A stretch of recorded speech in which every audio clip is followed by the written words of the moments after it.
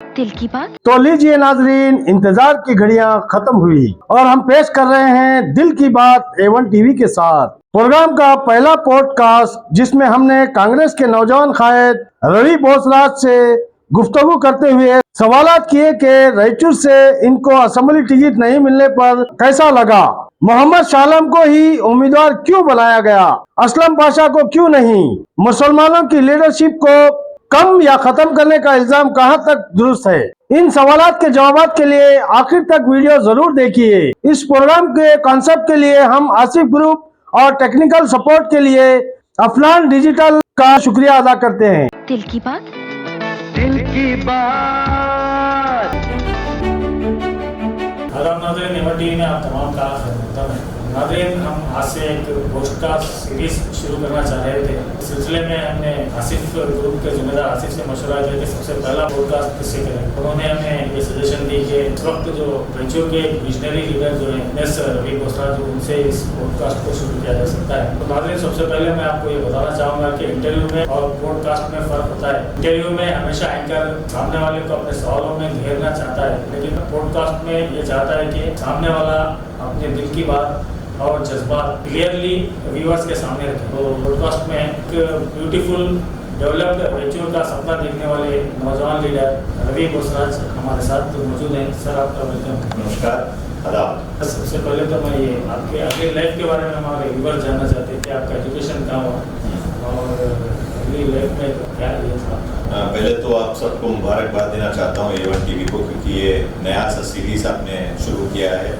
ये बहुत ही एक अच्छा मौका है कि A1 टीवी के लिए, क्योंकि बहुत फेमस है A1 टीवी। 50,000 के ज़्यादा व्यूअर्स अभी यूट्यूब में हो चुके हैं। तो अलग अंदाज से अगर आप लोगों के बीच में जाकर लोगों का बात रख सकते हैं तो ये अच्छा मौका है। तो इसलिए मैं पहली बात तो मैं मुबारकबाद देना चाहता हूँ A1 टीवी को और इरफान भाई को, सबको, पूरा टीम को। जो आपका सवाल था उसके बारे में तो मैं यही कहना चाहता हूँ कि मेरा जो अर्ली एजुकेशन था वो टैगोर मेमोरियल बॉयज़ स्कूल में हुआ है। उसके बाद BRB में मैं कॉमर्स किया हूँ। ये चंद सालों में मेरा जो, और आगे जाके मैं MBA पूना में मेरा MBA और फॉरेन ट्रेड भी कर चुका हूँ। सर, आप एक बेस्ट बिजनेसमैन बन सकते थे, ट्रेडर बन सकते थे, वो कौन सी चीज़ है जो आपको पॉलिटिक्स में इंस्पायर करी? जो हम बचपन से जो देखते हुए आ रहे हैं, छोटा सा बच्चा था तब से मैं बड़े बड़े लीडरों को अपने घर पे आने का देख रहा था और उनका जो रवैया था। आप देखिए, बड़े बड़े लीडर जो बगरप्पा साहब को अपने घर में मैं देख रहा हूँ, राजीव गांधी साहब को देख रहा हूँ। ऐसे ऐसे लोगों को देख के आप इंस्पायर होते हो और आप नजदीक ही जाते हैं। इसका मतलब ये नहीं कि आप पॉलिटिक्स में एंटर हो जाते हैं, मगर धीरे धीरे धीरे आपको वो अट्रैक्ट करता है। बिजनेस आज भी मैं बहुत उसमें दिलचस्पी रखता हूँ, क्योंकि जो गुजारा है हमारा वो कभी भी बहुत ही स्ट्रांग फाउंडेशन रहना चाहिए। ऐसा नहीं रहना चाहिए कि पॉलिटिक्स के ऊपर हमारा गुजारा नहीं रहना। पॉलिटिक्स एक ऐसा चीज़ है जिससे हम जुनून रखना चाहिए और उसमें एक तरह का एक सर्विस मोटिव रख के करना चाहिए। आज जो पॉलिटिक्स चल रहा है, मैं भी मानता हूँ कि बहुत इसमें बहुत ये हुआ है, फिर भी ऐसा बैकअप में रहना चाहिए जिससे आपका जो घर बाहर और जो आपके खर्चे हैं, जो आपके जो रहन सहन है, आप जो फिरते हैं, मैं बाहर देश बहुत जाता हूँ मैं, तो वो पूरा जो जिसका ये है उसका और अच्छे खासे मेरे बड़े एक फ्रेंडशिप है, वो लोग भी हमारे साथ जाते रहते हैं, बाहर फिरते रहते हैं। तो इस वजह से जो बिजनेस और जो पॉलिटिक्स है उसको हम अलग रखते हैं।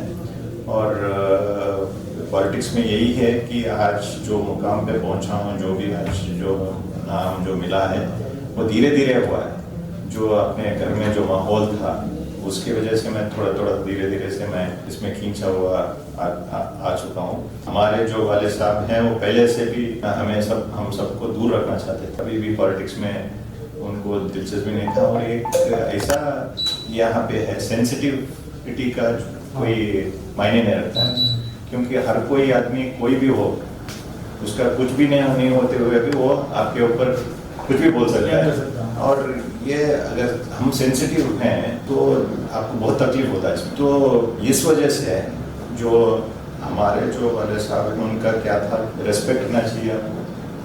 आपको किसी भी हालत में लोग क्या सोचते हैं हमारे बारे में, उसके बारे में बहुत ध्यान रखना पड़ता है। तो इस वजह से मुझे बहुत पहले से भी मुझे दूर रखना चाहते थे, मगर आते आते मैं इन्वॉल्व हो गया हूँ इसमें। कहा जाता है कि कॉमर्स ग्रेजुएट जो है अक्सर सुकून का जिंदगी चाहते हैं और पॉलिटिक्स टेंशन रहता है। जैसे कि अभी आप बता रहे थे कि उसमें कोई भी कुछ भी बोल सकता है, तो इसके बावजूद भी आप धीरे धीरे जो करीब आए उसका एक कोई उदाहरण है तो बताइए।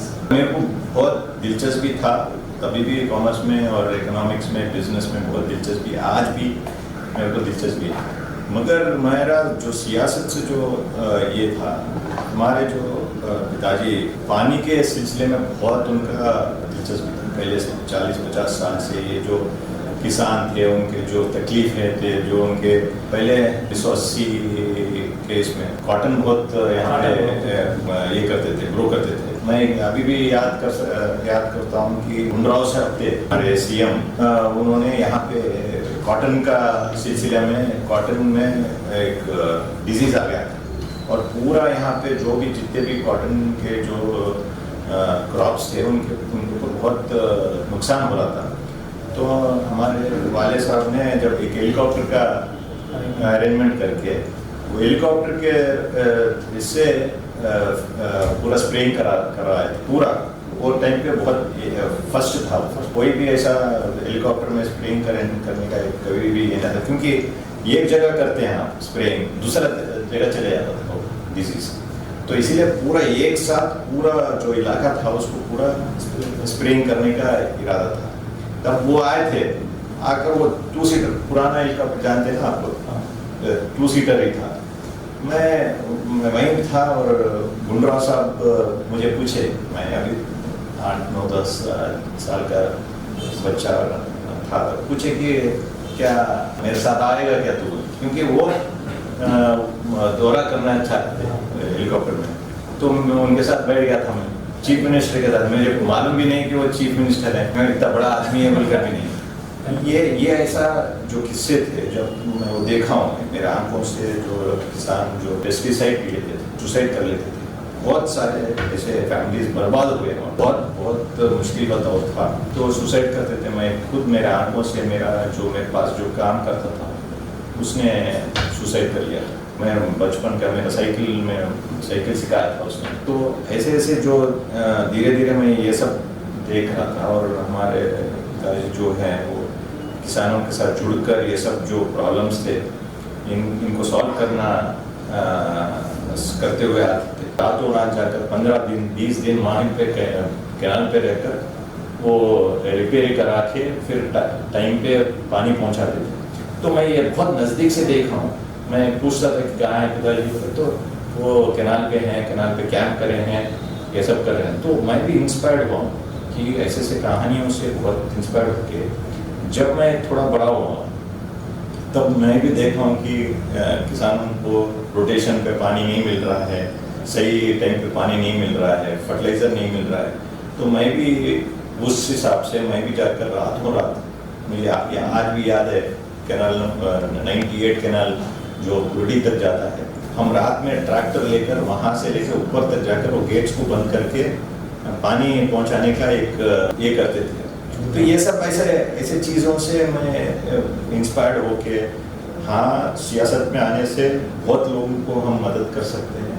बहुत लोगों का जो तकलीफें हैं, आज देखिए वो एक हालात आज है। जब वो शुरुआत हुआ था और हमारे SM कृष्णा साहब ने अपोलो हॉस्पिटल उसको दिए, ऐसे लोगों का जो इलाज हुआ है वहाँ पे, जो ख्वाब में भी नहीं सोच सकते थे, क्योंकि वो लोग यहाँ से दूसरा जगह नहीं जा सकते। तो हम इस पे भी हम इंस्पायर्ड हुए कि नहीं, अच्छा से हेल्थ फैसिलिटीज होना चाहिए। और एजुकेशन जो है, मैं जो बाहर गया हूँ, दूसरा दुनिया देखा हूँ, जहाँ पे वहाँ फैसिलिटीज़ है, वहाँ पे पुणे बैंगलोर में इतने अच्छे इंस्टीट्यूशंस थे। हमें भी ये लगता था कि रायचूर में अच्छे इंस्टीट्यूशन आना चाहिए। इसीलिए हमारा देखिए फाइट जो IIT का था, बहुत सालों से जो हमारे दिमाग में था कि हम अगर पॉलिटिक्स में आएंगे तो यहाँ का ये जो इलाका है वो डेवलप हो सकता है। हमारा कंट्रीब्यूशन जो बिजनेस या निजी या हमारा जो ये है उससे अगर पॉलिटिक्स में हम करेंगे तो 100% हम कुछ ना कुछ 5% 10% का फर्क हम लोगों में कर सकते हो करिए, मेरा बहुत स्ट्रांगली बिलीफ है। सर रायचूर को लेकर आपका एक विजन है और आप एक स्लोगन भी दिए, राइजिंग रायचूर। रायचूर एक अनप्लान सिटी है, तो स्लोगन देने से पहले आप सोचना था कि अनप्लान सिटी है। इधर गए तो आपको रेलवे ब्रिज आया था, ज़्यादा डेवलप नहीं होता।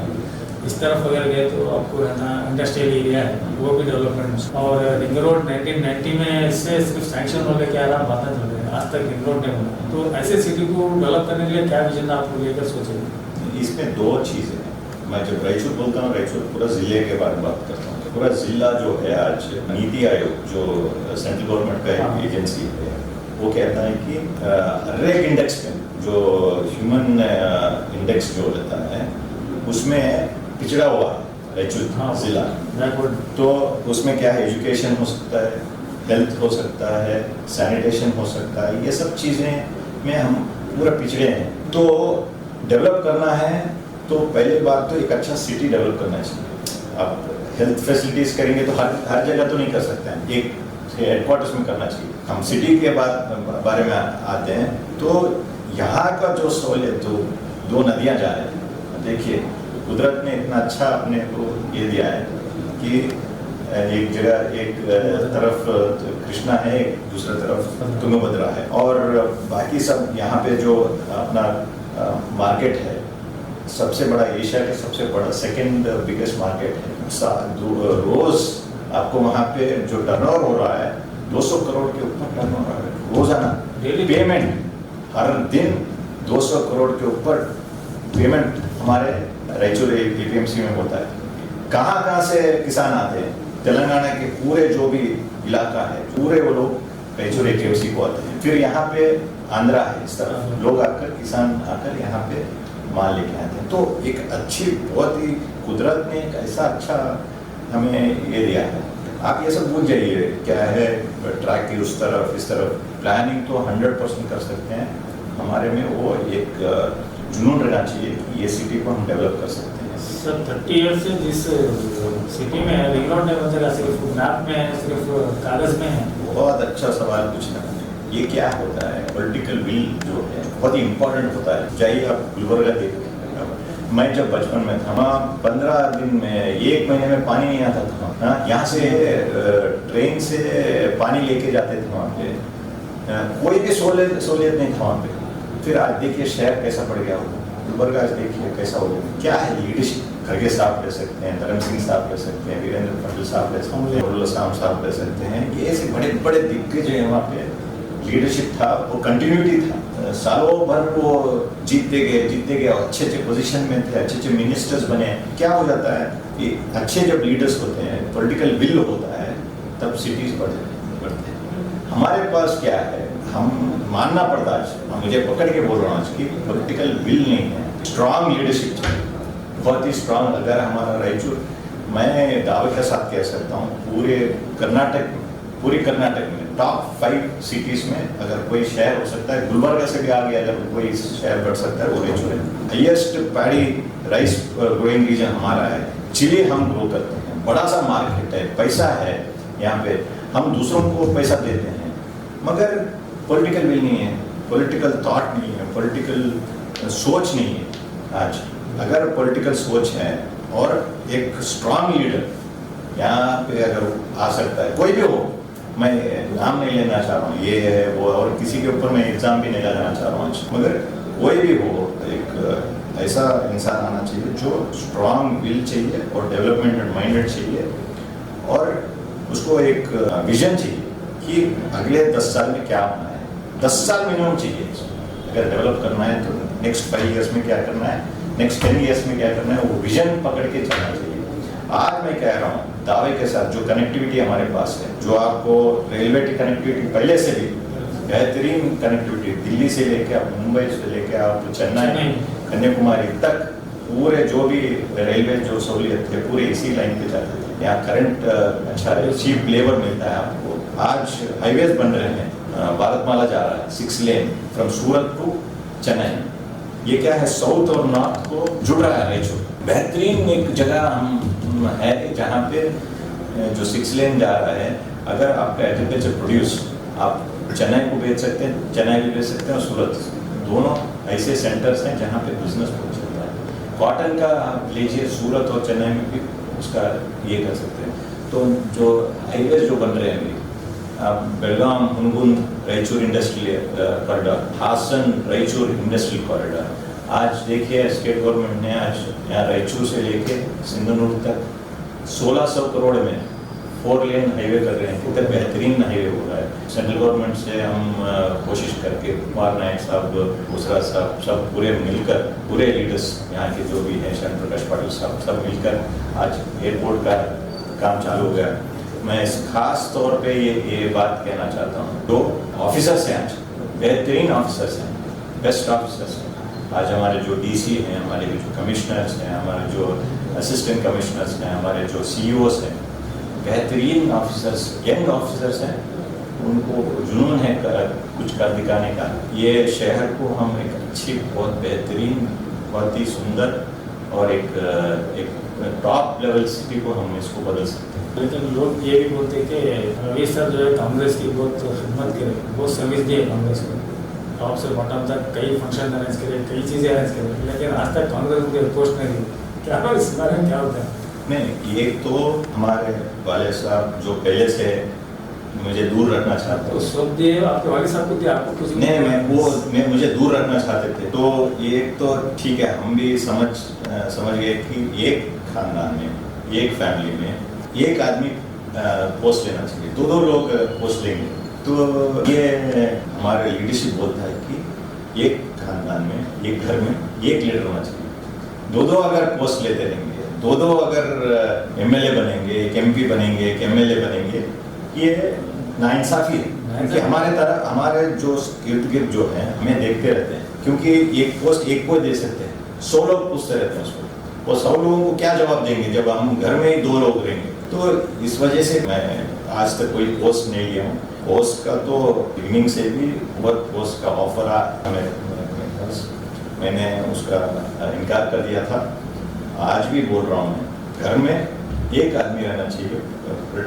पॉलिटिक्स कर सकते हैं, मगर पोस्ट लेना और पोजीशन लेना एक ही आदमी लेना चाहिए। इसका और एक था कि 2002 में एस.एन. कृष्णा साहब आए थे हमारे यहाँ पे तमिल पावर स्टेशन का उद्घाटन करने के लिए, और मैडम सोनिया गांधी आए थे। तब इतना बेहतरीन अरेंजमेंट्स हुआ था, इतना बेहतरीन हुए कि लाखों लोग मिले थे। हमारा बिजनेस जो था C&F, जो होलसेल पूरे ट्रक्स का, इसका पूरा बिजनेस था। हम सबको मिलाकर 1000 ट्रक्स का अरेंजमेंट था। लोगों को लॉरीज में लेकर आते थे, आपको याद है? तो वो लोगों को लाने में बहुत मदद हुआ, सहूलियत हुआ। तो ये एस.एन. कृष्णा साहब जानते थे। जानकर मुझे पूछे कि क्या है young man, are you interested in politics बोल के पूछे। तब सीएम बोल रहे हैं तो मैं भी ऐसे ही बोल दिया कि हाँ सर इंटरेस्ट है। तो देख लो आप, if you can find A seat कहीं पे, अगर अच्छा सा कहीं जगह है, लड़ो आप, मैं टिकट देता हूँ। कभी भी हमारे पिताजी बोले नहीं थे, किसी भी हालत में 2 लोग नहीं लड़ना चाहिए। अगर तुझे इंटरेस्ट है तो मैं घर में बैठ जाता हूँ, तुम सामने आ जाओ। तो ये बरकरार है, आज भी वो बरकरार है। एक हाई मोरल पॉइंट मिलता है कि हम बोल सकते हैं देख भाई मैं भी कुछ नहीं बना, सबको कुछ हर कुछ नहीं मिल सकता है, थोड़े लोग सैक्रिफाइस करना पड़ता है दूसरे बढ़ने में। आज मुझे बहुत खुशी होता है हमारे तरफ से, जो ये टीम के तरफ से प्रोजेक्ट मेंबर्स बने हैं, MLAs बने हैं, MPs बने हैं, मिनिस्टर्स हुए हैं, दूसरे स्टेट्स को जाते हैं, वहाँ पे हम इलेक्शंस करते हैं, वहाँ पे हमारे दोस्ती बढ़ता है, उससे हमारा ताकत बढ़ता है। आज मुझे लगता है जो मुझे ताकत मिला है बिना कुछ पोजीशन से, ऊपर वाले का एक रहम है हमारे ऊपर, क्या जो भी नाम शोहरत जो भी मिला है उस वजह से मिला है कि हम कोई पोजीशन नहीं है। पॉलिटिक्स की जब बात चल रही है तो सबसे पहले भी यहाँ पे पॉलिटिक्स होती रही, तो दूसरों की पॉलिटिक्स में आपकी पॉलिटिक्स में क्या है कि अंतर आप रखते चल रहे हो? नहीं, यही है कि साथ मिलने का एक पॉलिटिक्स है। एक हर एक कौम को, हर एक तबके के लोगों को जो ऊंच नीच का जो राजनीति नहीं करते हुए एक इंक्लूसिव पॉलिटिक्स, पूरे सबको मिलाकर, तो ये जो इंक्लूसिव पॉलिटिक्स है हम उसमें बिलीव करते हैं, जो आज हर एक को मिला सकता है, एकजुट कर सकता है, बड़ा सा पॉलिटिक्स कर सकता है, जो यहाँ से लेके बेंगलोर तक, बेंगलोर से दिल्ली तक आज हमारे सैकड़ों नौजवान आज जो लड़के हैं हमारे यहाँ से लेकर बेंगलोर तक, बेंगलोर से दिल्ली तक उनको आज पहचान है। राहुल गांधी जी भी आज, खड़गे साहब भी, और हमारे मैडम सोनिया गांधी रह सकते हैं, बड़े बड़े लीडर्स जो हैं आज नाम से जानते हैं। रायचूर के यूथ को बोल रहा हूँ, बड़े लीडर्स का छोड़ दीजिए, जो यूथ कांग्रेस के नौजवान हैं आज उनको मौका है। आज बेंगलोर में हर कोई मिनिस्टर्स पहचानते हो, एमएलए पहचानते हैं, रायचूर के नौजवान है, क्योंकि आज इलेक्शंस करे हैं ये लोग, 100 लोग आज कौन सा भी कोना रहेंगे, वो गोवा में इलेक्शंस करे हैं, महाराष्ट्र में इलेक्शंस करे हैं, तेलंगाना में इलेक्शंस करे हैं, हर एक इलेक्शन में 100 लड़के जाते हैं। तो आज चीफ मिनिस्टर्स भी उनको पहचानते हैं। हाँ, जो चीफ मिनिस्टर आज रेवंत रेड्डी साहब हैं, वहाँ उनके कॉन्स्टिट्यूंसी गए थे हम, उनके कॉन्स्टिट्यूंसी में वो इलेक्शन लड़ रहे थे, वहाँ केसीआर भी लड़ रहे थे, तो हमारे बच्चे जाकर वहाँ पे इलेक्शन कर रहे हैं, तो नाम से जानते हैं। आज एक चीफ मिनिस्टर, दूसरा स्टेट के चीफ मिनिस्टर नाम से जानते हैं। आज राहुल गांधी जी आज सैकड़ों लड़कों को आज बुलाते हैं, बात करते हैं, उनको पहचान है कि हाँ रायचूर से आए क्या हैं, क्योंकि वो देखें कितने के बड़े बड़े फंक्शंस हुए हैं, जो आज तक पूरा इंडिया में दावे के साथ कह सकता हूँ कि रायचूर का नाम आज अगर पूरा कांग्रेस के लीडरशिप में अगर पहचान है, तो ये नौजवान जो है उनके वजह से जो बड़े बड़े प्रोग्राम किए हैं, उनको ये मालूम है कि बड़े एआईसीसी लीडरशिप से लेकर केपीसीसी लीडरशिप तक हमारे सीएम सिद्धरामैया साहब, डीके शिवकुमार साहब को सब जानते हैं कि अगर रायचूर को कोई प्रोग्राम देंगे तो सबसे बेहतरीन सक्सेस करते हैं। आप भारत जोड़ो देख लीजिए, आप बस यात्रा जो राहुल गांधी जी ने कर रहे थे, सिद्धरामैया साहब के कितने की फंक्शंस देख लीजिए, डीके शिवकुमार साहब का कितने की फंक्शन देख लीजिए, खड़गे साहब के देख लीजिए, बड़े बड़े फंक्शंस होते हैं। ये इसका पूरा जो क्रेडिट है जो बच्चों के लिए जाता है, जो यूथ है, रायचूर के जो यूथ है उनको जाता है। तो आज वो यूथ सब पार कर चुके हैं, पूरे तुंगभद्रा पार कर चुके हैं, यहाँ से कृष्णा पार कर चुके हैं, वहाँ तेलंगाना में भी फेमस है, यहाँ से बेंगलोर से दिल्ली तक फेमस हो गई। सही है आपकी बात। में पहले ये बोलते थे कि उनका नाम हटवाने से आगे नहीं जा सकता, तो अभी आप बोल रहे थे कि रायचूर के लिए स्ट्रॉन्ग लीडरशिप जिसमें विलनेस है कि कुछ करने का जुनून है, तो बहुत कुछ कर सकते हैं रायचूर के लिए। तो शायद इसलिए ही आपको लास्ट इलेक्शन में जो है एमएलए के लिए टिकट खींचे थे रायचूर क्षेत्र के लिए, तो नहीं मिलने पर आपको क्या महसूस हुआ? नहीं, वही है जो मेरा जो पार्टी की तरफ से कुछ ये नहीं हुआ कि पार्टी में इतना सर्विस देने के बावजूद? इसमें एक उम्मीद था कि यहाँ पॉलिटिक्स बदलना है, यहाँ का जो पॉलिटिक्स, जो रायचूर का पॉलिटिक्स बदलना है, और जब तक हम आगे नहीं आते, अच्छे लोग आगे नहीं आते, जो डेवलपमेंट माइंडसेट है, जो आज एस्पिरेशन है, देखिए आप हर कोई नौजवान जो छोटा बच्चा देखिए, आप कहीं पे भी जाइए, आप उनको एक ही है कि रायचूर डेवलप होना चाहिए।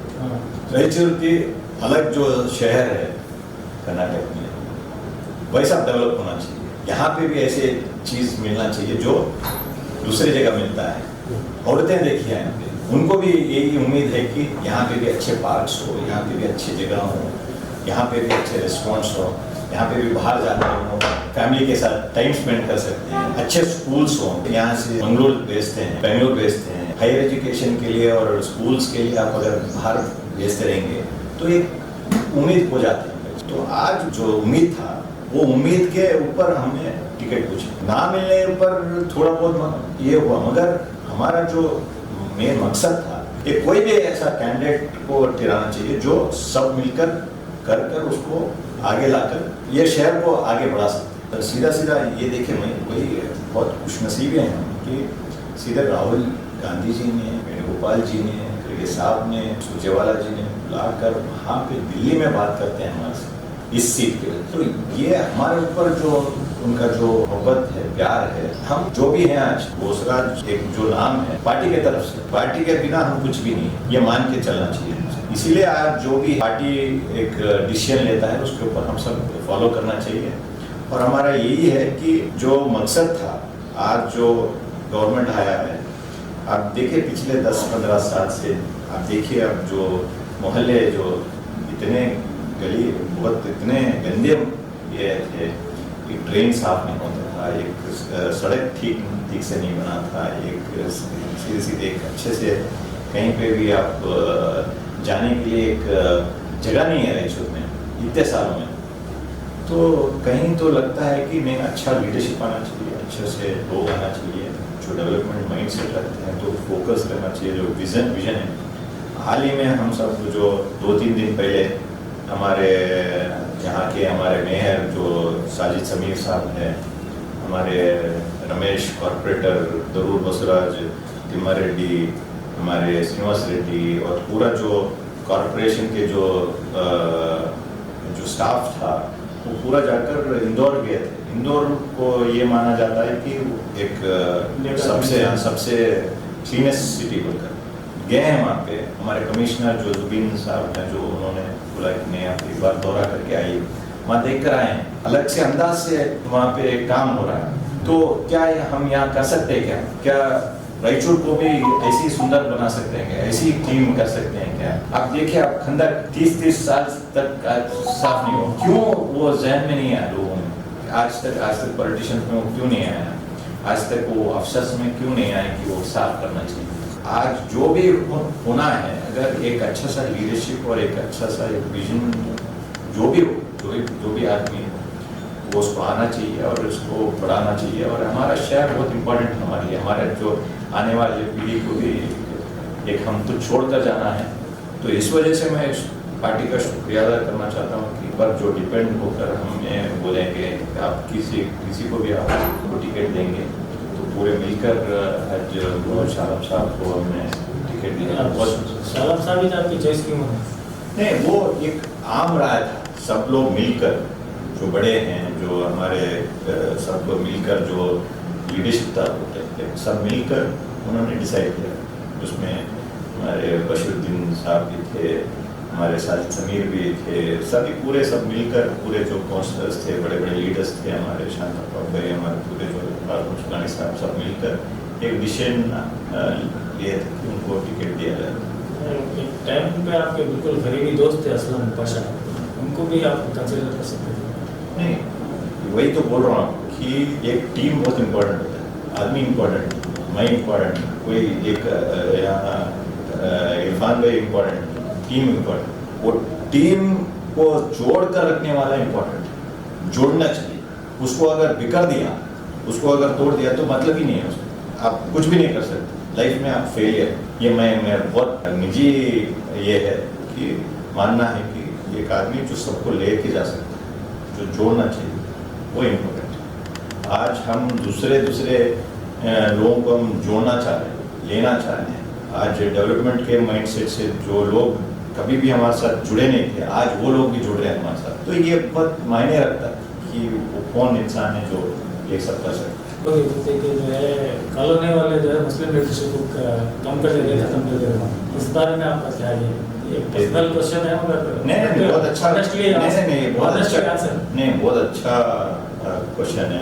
आज देखिए, आज जो भी यहाँ पे आप चंद लोगों का नाम लिए हैं, मैं नाम नहीं लेना चाहता हूँ क्योंकि मैं अपना बड़प्पन नहीं दिखाना चाहता हूँ। यहाँ पे जो जेपी मेंबर्स बने हैं, जो जेपी प्रेसिडेंट्स बने हैं, वो लीडरशिप बढ़ाना है क्या गिराना है? काउंसलर्स बने हैं। आज हमारा एक बात था, एक अच्छा लीडरशिप देना चाहिए, लोगों को जो खिदमत करने का जो इरादा रखता है उसको आगे लाना चाहिए। वैसे ही लोगों को अगर देंगे तो हम कहीं पे भी रहें। मैं यही बात बोलता हूँ आज कि मैं बेंगलुरु में रहकर ज़्यादा यहाँ का सर्विस कर सकता हूँ, क्योंकि फंड्स लाना है, स्कीम्स लाना है, तो वहाँ पे एक आदमी रहना चाहिए। यहाँ पे ऐसा आदमी जो एक टीम रहना चाहिए जो उसका इम्प्लीमेंटेशन कर सकता है। तो आज मुस्लिम लीडरशिप बहुत एक इतना ताकतवर है। कोई अगर बोल रहा है कि आज मुस्लिम लीडरशिप खत्म हो चुका है, या मैं ऐसे नाम गिना सकता हूँ कि 8-10 नाम गिना सकता हूँ जो आगे जाकर एमएलए बन सकते हैं, 8-10 नाम बोल सकता हूँ। तो ये क्या है, एक अच्छा टीम स्पिरिट है, एक टीम है यहाँ पे, एक दूसरों के लिए एक जुनून है। जब हम ठहरते हैं तो वो ऐसा समझ के करते हैं कि वो उनका इलेक्शन है, जब वो ठहरते हैं तो हम ऐसा करते हैं कि हमारा इलेक्शन है। तो और इसमें आगे पीछे देखते नहीं। तो ये जो बात है, जो कोई भी नहीं मानता नहीं है ये, कि चंद लोगों का ये है कि उनको मुबारक हो, उनको कि वो जितना भी बड़ा बोलना चाहते हैं तो बोलने दीजिए उनको। ये हमारा पहले से भी सियासत यही है, जो पिछड़े हैं, जो बैकवर्ड्स हैं, जो दलित हैं, जो माइनॉरिटीज़ है, वही सबसे बड़ा ताकत हमारे वाले साहब के बहुत पहले से। कभी भी आप देख लीजिए उनके साथ जो जुड़ा था, जो भी कम्युनिटीज जुड़े हैं, वही नीचे तक के लोग जो पिछड़े थे, जो बैकवर्ड थे, आज उनका ही लीडरशिप आ गया है। डिस्ट्रिक्ट में देखिए, अब मैं ऐसे इतने लोगों को मैं गिना सकता हूँ, आगे जाके उनका लीडरशिप भी ये जिला चल सकता है। तो ठीक है बस नाज़रीन, ये पॉडकास्ट हम यहीं पर ख़त्म करते हैं और ये पॉडकास्ट की कंटिन्यूस सीरीज आती रहेगी। हर हफ्ते हम आपके सामने एक नए लीडर को या फिर एक नए बिजनेसमैन को या फिर एक नए अचीवर को आपके सामने पेश करते रहेंगे। तो इसका एक टाइटल हमने जहन में सोच रखा है कि हर एक के लिए हम कुछ जो पब्लिक में उसका इमेज है उसके ताल्लुक से एक सेंटेंस देंगे। सर, अगर इस एपिसोड को अपना रवि जाएंगे तो आप क्या कहेंगे? ये जो अपनापन है, जो मोहल्ले में जाते हैं बच्चे, जो हमारे प्यार मोहब्बत से हमारे साथ पेश आते हैं, छोटे छोटे बच्चे, मुझे मालूम भी नहीं कि वो मुझे कैसा जानते हैं। छोटे छोटे, कल पुरुष चल रहा था और वहाँ पे जो गया था मैं, बच्चे मेरे से हाथ मिला रहे थे। मैं कहीं तो मुझे लगा कि हाँ, मैं भी इनके दिलों में बसा हूँ। इस तरफ से मैं कहना चाहता हूँ कि अपनापन महसूस किया हूँ। तो वैसा अगर अपना रवि बोलते हैं तो मुझे बहुत अच्छा लगेगा। शुक्रिया। Okay, thank you.